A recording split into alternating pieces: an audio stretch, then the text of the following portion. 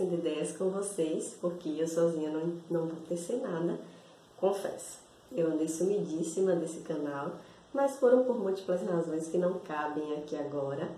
Mas o fato é que hoje eu voltei para falar sobre um tema que é interessantíssimo para todos vocês que irão apresentar o seu trabalho, que é justamente a apresentação.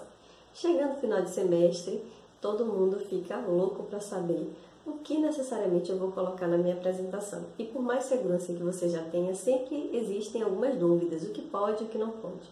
Então os meus alunos fizeram várias perguntas e eu vou, nesse vídeo de hoje, dividir ele em duas partes, para não ficar longo, porque uma eu vou responder sobre a composição das lâminas dos slides e o outro eu vou responder sobre como apresentar bem, que foram perguntas feitas por eles. Então vejam só, não existe na norma da BNT regras claras sobre como apresentar um trabalho científico. O que existe é um consenso da comunidade acadêmica de como fazer boas apresentações e também, obviamente, o aluno ou o professor orientador ou qualquer outra pessoa pode usar o bom senso na hora de indicar o que se deve compor nessas lâminas que você vai apresentar. Então, deixa eu ler aqui as perguntas que foram feitas. A primeira é: qual a diferença entre o artigo e o projeto? Na verdade, se a gente parar para pensar direitinho no nome projeto, ele dá uma ideia de projeção. Então, você vai projetar algo que vai ser feito no futuro. Se você vai fazer no futuro, então, obviamente, você vai precisar executar. Depois que você executa, aí sim você escreve o seu artigo. Então, o projeto é a projeção do seu artigo científico. E na hora de apresentar, qual a diferença entre a apresentação do projeto e a apresentação do artigo? Primeiro que o projeto você vai falar tudo no futuro, porque você ainda vai executar. O artigo você vai falar tudo no passado, porque você já executou. Então essa é a diferença básica. Agora, o que deve conter nas lâminas dos slides de um projeto e o que deve conter nas lâminas dos slides de um artigo? Todos os itens que você utilizou nos dois. Então, no caso do projeto, você vai usar os itens que você usou uma sistematização do pensar, que você precisou ler muito para escrever, que você precisou criar, como pergunta-problema, hipótese, justificativa, objetivos, introdução. Em alguns projetos são pedidos o referencial teórico, que também pode ser chamado de revisão de literatura, metodologia, em alguns casos chama de método, ou material e método. Além disso, cronograma, orçamento e as referências. E aí surgem também algumas perguntas do tipo: eu posso usar alguns elementos pré-textuais ou pós-textuais no meu trabalho? Então, no caso dos agradecimentos, que foi uma das perguntas dos meus alunos, usa-se o bom senso, né? Você não é obrigado a falar sobre agradecer na sua apresentação, mas é indicado que você agradeça, porque um projeto, um artigo, nós nunca fazemos completamente só. Existe uma equipe por trás que lhe apoiou de alguma forma. Então, tem a comunidade acadêmica, nesse caso, o seu professor orientador, teve os funcionários da instituição, além disso, teve também os seus colegas de turma, às vezes colegas de curso, ou colegas de laboratório, seja lá onde é que você faz o seu projeto, executa o seu projeto, você sempre tem alguém que vai te ajudar. Ou então, um orientador, a sua família, tem pessoas que gostam de agradecer no seu trabalho, é um trabalho acadêmico, então o ideal é que você primeiro faça os agradecimentos acadêmicos e depois você pode agradecer a Deus, a família, conforme você achar e julgar melhor, tá bom? Então, se pode conter, sim ou não, é opcional, você vai escolher, mas o ideal é que os agradecimentos entrem como elemento pós-textuais. Então, depois que você apresentou todo o seu trabalho, aí sim você agradece. Eu estou falando isso porque eu já encontrei em algumas bancas alunos que colocavam agradecimento primeiro. E aí você acaba gastando também um tempo da sua apresentação. Por isso que eu sugiro que você coloque lá no final. A outra pergunta é: quantas lâminas deve compor o slide? Então, cada lâmina, o ideal é que você leve em torno de 1 minuto apresentando. Claro que isso pode ser um pouquinho menos ou um pouquinho mais. Então, se o seu tempo de apresentação determinado pelo professor, pela instituição, é de 10 minutos, então na sua apresentação você tem em média 10 lâminas. Pode ser 9, pode ser 11, ou seja, um pouquinho mais, um pouquinho menos, pode sem problema nenhum. Agora só precisa ter, de novo, o bom senso e o cuidado de não ultrapassar demais o tempo para a sua apresentação não ficar prolixa, e você também tem que ter o cuidado de não apresentar num tempo muito inferior, porque se você apresentar num tempo muito inferior, significa dizer que ou você deixou o nervosismo dominar você, e aí você não conseguiu expressar tudo o que precisava e que você sabia, ou realmente você está com dificuldade na sua apresentação por falta de entendimento, ou nesse sentido, o que geralmente acaba acontecendo é que aí você realmente vai fazer uma apresentação subjugada e isso pode ser complicado na hora da sua avaliação. Então, uma sugestão que eu dou para você é treine. Treine muito, treine 10, 15, 20 vezes. Quanto mais você treinar, melhor para o resultado da sua apresentação. A outra pergunta é: o que deve compor os slides? Então, de certa forma, eu já até respondi isso aqui, mas eu vou reforçar. O que deve compor as suas lâminas é exatamente o que estava no seu projeto, os elementos textuais do seu projeto, tá bom?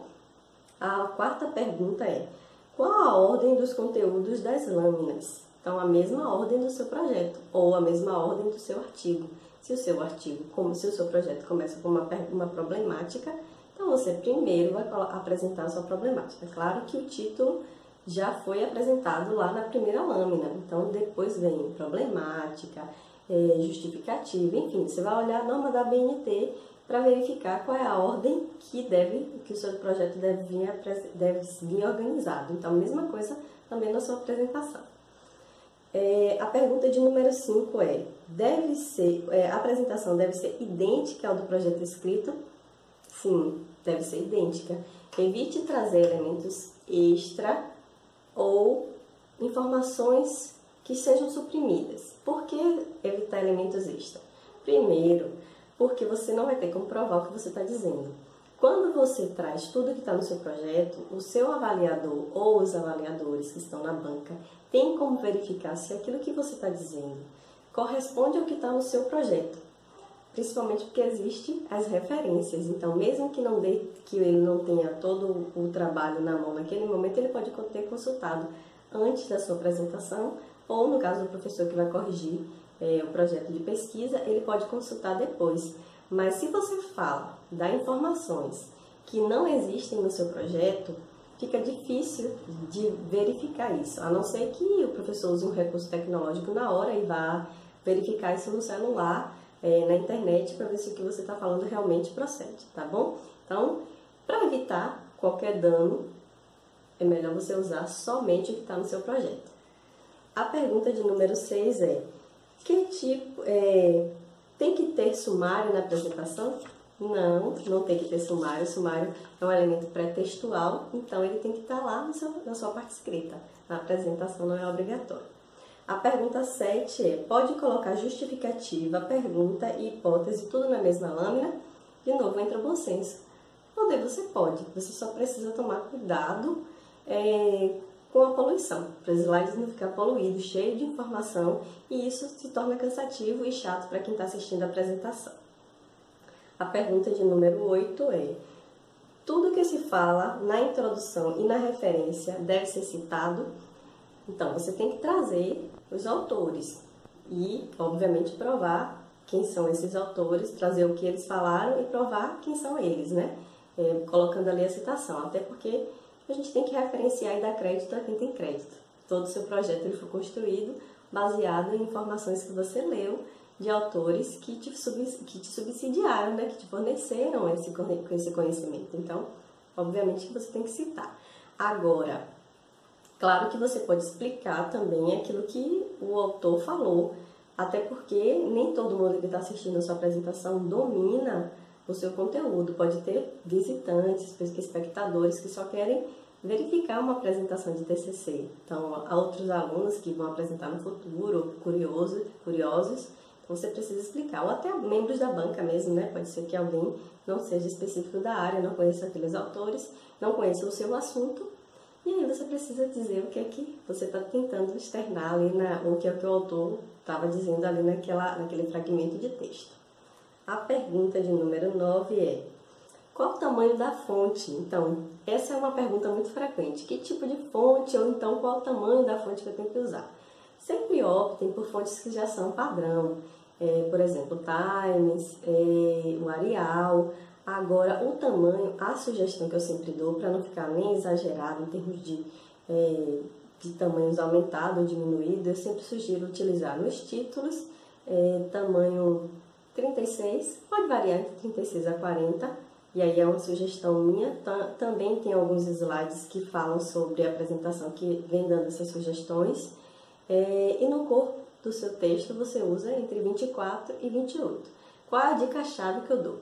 Evite utilizar, nesse sentido, tamanhos variáveis. Então, na lâmina 1 você usa o título 36, na 2 você usa 38, na próxima você usa 40, enfim. O ideal é que, se você usou no primeiro título 36, então todos os outros itens você vai padronizar, usar 36 também.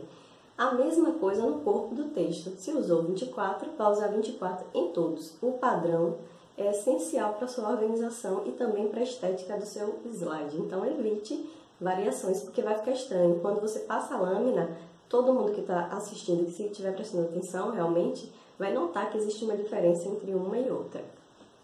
A pergunta número 10, na verdade, vai ser o tema...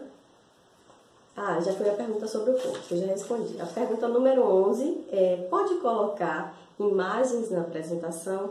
A sugestão que eu dou para vocês é o seguinte: usem imagem lá em material e método, ou metodologia, ou método, seja lá como é que você escreve aí, quando for projeto de pesquisa. Por quê? Porque nesse caso você consegue mostrar aqueles elementos que vão compor o procedimento do seu estudo. Então, principalmente para quem é de áreas como ciências biológicas, áreas da saúde, é importante você mostrar equipamentos, mostrar procedimentos que são realizados em laboratório, no hospital, no campo, enfim. Obviamente que respeitando o comitê de ética, aquilo que se pode mostrar, então nem tudo pode mostrar, verifica-se o que pode e o que não pode. E podendo, às vezes é muito melhor para você apresentar o seu trabalho olhando para as imagens, porque te recorda o que você vai apresentar, enriquece a sua apresentação, porque ela quebra um pouco a monotonia, e aí quem está assistindo consegue realmente visualizar aquilo que você vai utilizar para trabalhar, e além disso, deixa a sua apresentação também mais bonita. A pergunta de número 12. Pode entrar orçamento e cronograma? Sim, no projeto deve entrar orçamento e cronograma. A pergunta 13 coloca todas as referências ou apenas as principais? Então, se você colocar todas as referências, ninguém vai ler todas as referências do seu estudo. Coloca só as principais, aquelas que você usou na sua apresentação. A pergunta 14.